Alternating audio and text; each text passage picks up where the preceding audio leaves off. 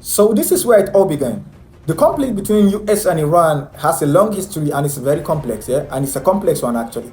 So it all started in 1979, where Iranian revolution led to the overthrow of the US Baksha and Ayatollah community power. That was when Ayatollah came into power, and in 1980, between 1980 and 1988, Iran-Iraq war, so the US support Iraq, leading to the tension with Iran. So US literally support Iraq.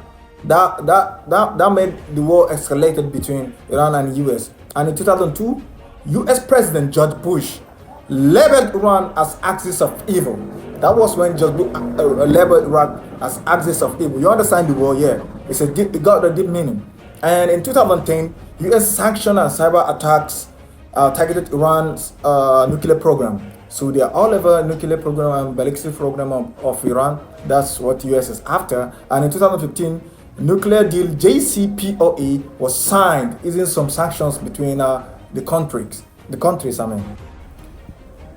So in 2018, the US withdrew their sanction on JCPOA, imposing sanctions. So in 2019 and 2020, between those years, tension escalated with attacks on oil tanks, US drone strikes, and Iran's downing of a US drone. So they literally have to fight back, understand, and they start backfiring. And in 2020, Soleimani, a top Iranian general, was killed in a US drone, with a US drone strike, prompting Italian retaliation. So that was what escalated things in 2020, and it all started happening, and it keeps going on. So the conflict has been escalating so far, and with the recent developments, including like military strikes, nuclear negotiations, and US demands, which are the permanent and uranium enrichment, limit ballistic missiles program, and end support for regional and proxy groups. And which Iran's resisting, and here it all comes, and here it all happens.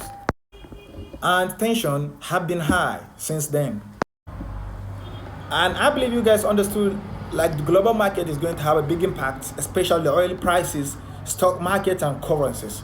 So this is all for now so far. And follow me, stay tuned, share and repost. Thank you.